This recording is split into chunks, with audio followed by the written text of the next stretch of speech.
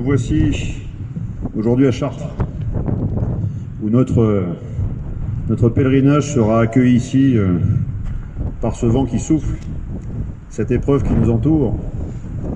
Je parlais du vent de l'histoire qui est en train de se lever et qui va souffler fort, qui va redoubler de puissance bientôt.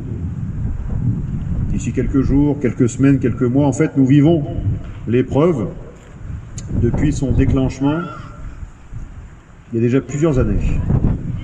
Je pense qu'une de nos plus grandes cathédrales, Notre-Dame, a été incendiée, et cet incendie n'est pas quelque chose d'anodin. Je le considère comme une profanation du temple. Si vos corps sont vos temples, le coup d'envoi de la grande profanation de nos temples, par l'injection, a commencé par la profanation du plus grand symbole de ces temples. Et quoi de plus grand que le symbole d'une cathédrale nichée au cœur de Paris, dont on reparlera plus tard, et qui a donné le coup d'envoi en fait de toute cette feuille de route, funeste, diabolique, et qui nous amène à nous interroger sur qui nous sommes. Voilà ce à quoi sert l'épreuve, tout simplement. Des petites chapelles jusqu'aux plus grandes des cathédrales, ça nous sert qu'à nous interroger sur notre place dans ce monde, notre place légitime, la juste place, et ensuite savoir, une fois que nous sommes emportés dans le tourment qui, comme je vous le rappelle, est en train de se lever. Ce à quoi vous assistez avec les élections présidentielles en est un signal faible de plus. Et les signaux faibles précèdent les signaux forts, toujours. Les signaux faibles de destruction de ce que nous sommes, de négation de ce que nous incarnons, pourraient être pris en compte par des personnes de sagesse, empreintes d'éthique ou de déontologie, peut-être simplement d'intelligence. Mais là, nous sommes face à une feuille de route tenue par des personnes acquises à des puissances qui manipulent des symboles néfastes, qui pratiquent l'inversion sémantique et qui pratiquent qui mettent en place la destruction de ce que nous sommes.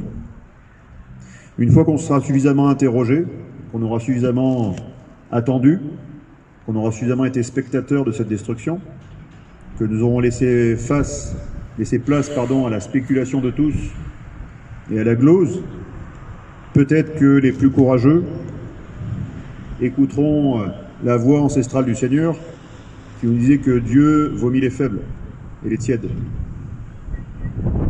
Alors peut-être ce jour-là, des Françaises et des Français vont se lever, même si le vent souffle, même si la pluie frappe leur visage, et ils vont, le cœur réchauffé et l'esprit ouvert, leurs racines bien établies et leur transcendance bien présente, ils se mettront en action. Ils se mettront en action. Beaucoup de personnes me disent que la prière vous accompagne. Oui, la prière est importante, mais elle n'est pas suffisante. La prière est nécessaire pour justement, je vous le disais à l'instant, ouvrir les cœurs, rallumer les esprits et faire en sorte que l'action soit juste et équilibrée dans ce qui doit être.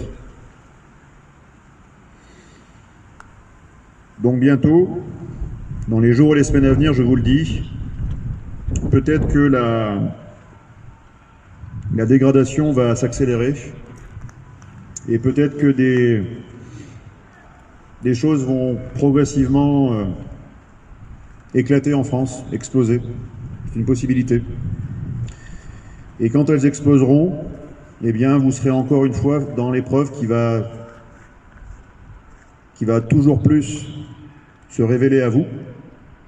Et dans cette révélation, encore une fois, vous aurez le choix entre être spectateur ou acteur. Mais ce qui vous fait passer du spectacle à l'acte, c'est une forme de courage. C'est ce que je vous répéterai tout le temps. Et c'est ce que je me répète tous les matins. Quand je me lève, et d'étape après étape, j'essaye de finir ce pèlerinage. Pèlerinage philosophique, initiatique, politique et bien français. Nous incarnons tant de choses. Les héritiers doivent se réveiller. Les héritiers que nous sommes doivent se lever. Ils doivent se réunir. Ils doivent faire front face à l'abject, face à l'ignominie, face à la dislocation, face à la destruction, face au diabolos. Ils doivent se lever, maintenant. Si vous ne vous levez pas, alors nous mériterons tous un sort funeste, encore plus funeste que ce que vous avez déjà subi, qui est déjà terrible depuis 2 années.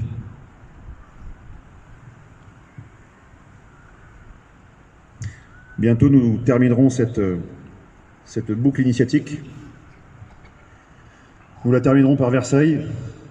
Nous aurons été depuis le 16 décembre à Reims jusqu'à Versailles, en parcourant toute la France et en essayant de rappeler dans tous les coins de France et dans tous les esprits, dans tous les cœurs, que la recette de notre salut est très simple. Ne jamais subir, ne jamais accepter ce qui est contraire à nos valeurs. Jamais. Toujours rester debout. Si vous vous allongez, vous serez déjà mort. Et avec vous, tout ce que vos prédécesseurs ont fait pour que vous existiez, pour que vous viviez.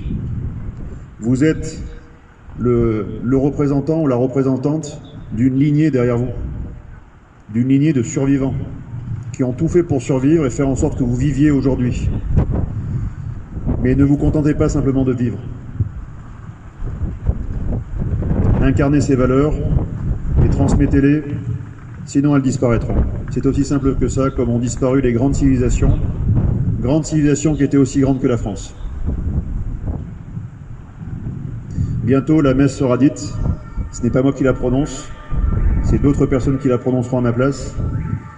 Nous approchons de ce point. Que vous soyez en petit ou en grand nombre, peu importe. Le plus important, c'est que vous vous mettiez debout, que vous incarniez la force, et la force fera l'union autour de vous. Tous, hommes, femmes, jeunes ou anciens, la force que vous incarnez fera union autour de vous. Et à ce moment-là, l'union fera la force. Ensuite, mais il faut que ça démarre avec quelques-uns. C'est une règle intangible. À tous ceux qui résistent aujourd'hui, je renvoie ce message, gardez courage. Restez debout, gardez courage, incarnez les plus belles valeurs que nous représentons et incarnons. Et bientôt vous ferez sûrement partie des justes. Il y a eu des centaines, quelques centaines de justes lors du précédent conflit mondial. Il n'y a eu que 1038 compagnons de la libération. À côté figure l'illustre Jean Moulin, le seul préfet qui avait décidé de se battre et de résister. Le seul. Il était seul. Donc ne pensez pas que vous êtes seul et abandonné. Moulin a été seul au début. Leclerc de Haute-Cloque a été seul au début. De Gaulle a été seul au début. Tous ont été seuls. Mais ils se sont réunis. Ils se sont battus et l'histoire leur a donné raison. Pour tous ceux qui résistent et résisteront encore, gloire à vous, vous faites partie des justes, vive la résistance et vive la France.